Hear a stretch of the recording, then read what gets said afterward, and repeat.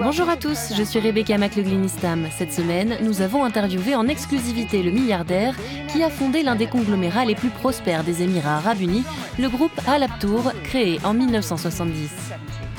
Bien sûr, mon travail est plus important que ma famille. Ensuite, nous rencontrerons la fondatrice d'une marque libanaise d'accessoires adoptée notamment par Amal Clooney et qui emploie exclusivement des femmes défavorisées. Mais d'abord, peu de PDG émiratis sont aussi francs que Khalaf Al Habtoor. Et moins encore sont suivis par près de 63 000 personnes sur Twitter. Je suis allée à Dubaï pour rencontrer l'homme derrière les tweets. Après des débuts modestes, Khalaf Al Habtoor a bâti un empire économique qui emploie près de 10 000 personnes. La valeur du groupe dépasse désormais les 8,5 milliards de dollars. Il n'éteint jamais son téléphone et déclare ne pas aimer les week-ends et les congés car il l'éloigne du travail. Une détermination sans faille qui l'a sans doute aidé à gagner la confiance des dirigeants émiratis. Ces derniers ont confié au groupe Al Habtoor la construction d'aéroports, de bureaux et d'écoles à Dubaï, ainsi que des bâtiments iconiques comme l'hôtel Burj Al Arab. Les activités du groupe dans l'immobilier et l'hôtellerie dépassent désormais le Moyen-Orient pour atteindre le Royaume-Uni, l'Autriche, la Hongrie et les États-Unis. L'entreprise continue par ailleurs d'élargir ses activités dans le secteur de l'éducation et dans la location de véhicules. À 70 ans, Khalaf Al Habtoor est toujours à la tête de cet empire. Il se lève tôt, joue au tennis tous les jours et passe ses après-midi avec ses 6 enfants et ses 26 petits-enfants qu'il décrit comme son oxygène. Le président d'Al Habtoor est également très actif sur Twitter. Il commente sans crainte la politique mondiale et critique certaines décisions comme l'introduction de la TVA aux Émirats Arabes Unis ou bien l'interdiction des appels vocaux sur Skype et WhatsApp. Pourquoi sommes-nous en retard sur le sujet des communications ? Je me suis rendue dans le bureau de Khalaf Al Habtoor pour l'interroger sur son entreprise, mais aussi sur l'économie régionale et mondiale. Khalaf, bienvenue dans Inspire Middle East. Je suis ravi de vous recevoir. Tout d'abord, comment vont les affaires ? Ces dernières années ont été difficiles, c'est un fait. Mais ça ne nous concerne pas, nous, uniquement. C'est difficile dans le monde entier. Mais cette année, il y a eu un léger signe de reprise. Toutefois, il y a eu d'énormes améliorations dans certains secteurs en termes de volume. Si l'on prend en compte le leasing de voitures qui est utilisé à plus de 90%. Quel secteur nécessite plus d'attention, fonctionne moins bien ? Sans aucun doute, les hôtels. Nous avons beaucoup de lits à Dubaï. Et je l'ai dit aux autorités, donc les hôtels sont importants, ainsi que les magasins.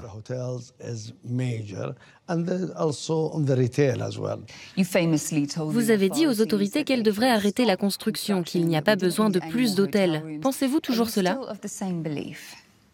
À 100%. Je l'ai dit hier, je le dis aujourd'hui, je le dirai demain. Ça suffit. Nous continuerons à parler de cela aux autorités. Parfois, ils nous écoutent. Mais il y a beaucoup de choses à revoir, comme les taxes.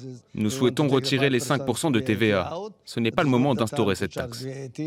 La TVA de 5% sur les biens et services que vous avez mentionnés a été introduite en janvier de l'année dernière. Pouvez-vous nous dire pourquoi c'est une mauvaise idée selon vous ?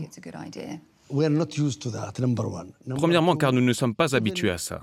Et deuxièmement, car les gens qui visitent le pays ne sont pas habitués à ça non plus. Ils viennent ici car ils pensent que tout est exempté de frais et de taxes.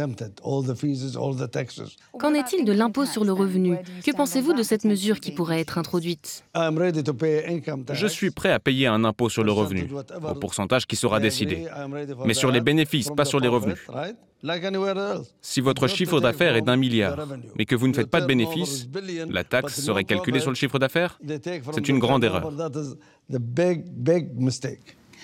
Depuis plus de 20 ans, vous êtes favorable à une entrée en bourse, une idée qui a refait surface ces dernières années. Le marché actuel est-il favorable ? Sinon, quand le sera-t-il ? Il y a quelques années, j'ai décidé l'entrée en bourse à 100%. Mais ensuite, je n'ai pas pu dormir pendant 3 jours. Je tournais en rond pour une raison simple. Si je fais une entrée en bourse à 30% du groupe et qu'on ne fait pas d'argent, pas de bénéfices, qu'est-ce que je dirais aux actionnaires ? J'ai donc décidé que non. Je les ai appelés immédiatement, je ne sais plus à quelle heure. J'ai dit de prévenir tout le monde qu'il n'y aurait pas d'entrée en bourse. Je ne pense pas à ça aujourd'hui, ni pour le futur. Je ne prévois pas cela, car je suis inquiet. Vous avez des intérêts commerciaux aux États-Unis et vous avez critiqué assez ouvertement le président Trump. Que pensez-vous de sa possible réélection ? Il a amélioré l'économie américaine, et c'est important pour le peuple américain, qui y a droit. Mais en ce qui concerne sa politique étrangère, je l'analyse, mais je n'y crois pas beaucoup. Surtout pour ce qui est de l'Iran. Si les Iraniens étaient raisonnables, ils prendraient l'avion pour venir ici, dans un pays du Golfe Persique, afin de négocier la paix. Ce que nous demandons, de ne pas soutenir le terrorisme, les meurtriers, les drogues et toutes les choses dangereuses dans le monde. C'est ça que nous voulons.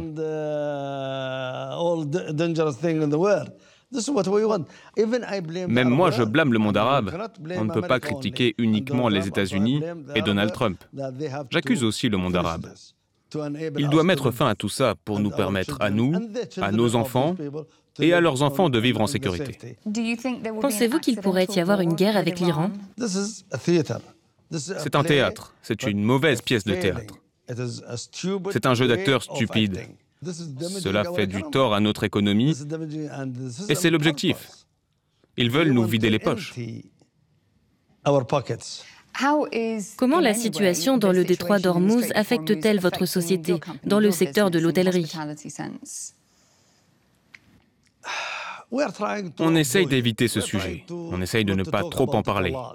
Ils ont amené tous les navires de guerre du monde, les Chinois, les Russes, les Américains, les Britanniques, les Français, que sais-je encore. Ils polluent notre mer. C'est aussi ça qu'a fait Donald Trump. Il devrait vraiment essayer de faire la paix plutôt que de faire des menaces vides de sens aux Iraniens. Vous ne montrez aucun signe de ralentissement. Vous êtes toujours très impliqué dans votre entreprise. Avez-vous pensé à votre succession ? On m'a demandé un jour, quelle est votre priorité, votre famille ou votre travail ? Et bien sûr, ma priorité, c'est mon travail avant ma famille. Car votre famille ne veut pas de vous si vous n'allez pas travailler pour les nourrir et leur donner de l'argent. Ils ne seraient pas là sinon. Si vous avez une femme, elle ne veut pas de vous si vous ne lui achetez pas des choses. Khalaf, c'était un plaisir de parler avec vous. C'était un plaisir de vous recevoir. C'est son amour de la mode et sa forte conscience sociale qui a poussé Sarah Beydoun à lancer sa marque de maroquinerie il y a 20 ans. Avec son entreprise, elle aide des femmes libanaises défavorisées. Ses créations ont attiré l'attention de la reine Rania de Jordanie. Daline Hassan nous en dit plus. À Alais, sur les hauteurs du Mont Liban, ces couturières s'attellent jour après jour à un minutieux travail de broderie. Ces pièces colorées deviendront bientôt des sacs à main, mais il ne s'agit pas seulement d'articles de mode, ils représentent une bouée de sauvetage pour ces femmes en recherche d'une vie meilleure. Aïda Abdelkalek dirige cet atelier depuis plus de 10 ans. Elle l'a d'abord créé pour aider son mari handicapé. Mais voyant les faibles perspectives d'emploi pour les femmes de son village, elle a ramené de Beyrouth ses compétences artisanales et a formé des couturières pour donner naissance à une entreprise florissante.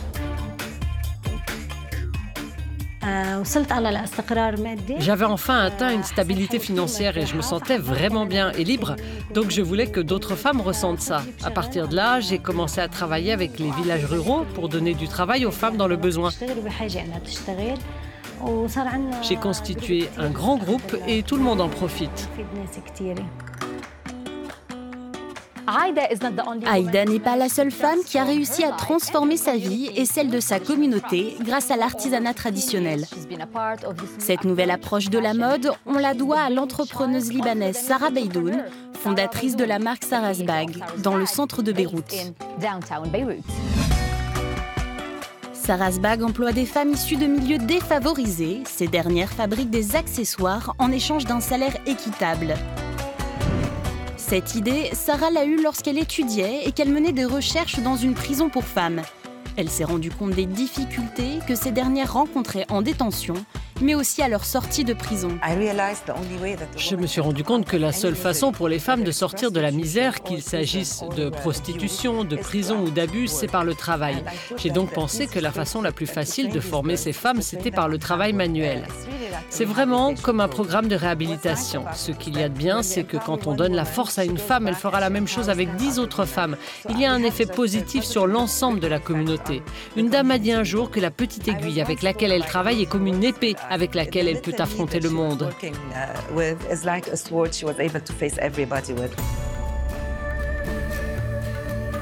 Depuis sa création, Sarasbag s'est développée dans tout le Liban pour travailler avec près de 60 femmes détenues et 150 femmes des communautés rurales.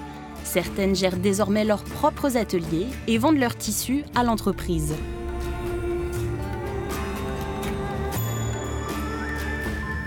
Les sacs de Sarah ont été portés par la reine Rania de Jordanie et par Beyoncé. Et pour la femme d'affaires, le futur de la marque réside dans le design sur mesure. Les clients veulent acheter quelque chose de vraiment unique. Et si nous arrivons à les convaincre avec notre travail, je pense que le futur résidera dans la personnalisation des produits. En impliquant davantage les clients dans la vie de ces femmes, Sarah Beydoun espère porter son message plus loin que jamais.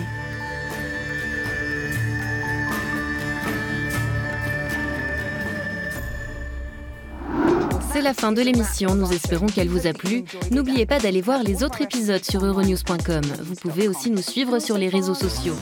Avant de nous dire au revoir, voici les publications Instagram qui ont retenu notre attention cette semaine. Maria de Russie explique que son séjour au Aptour Palace était le meilleur moment de son voyage aux Émirats. Et Nora du Liban qui a acheté un sac de la marque Sarasbag pour soutenir cette initiative.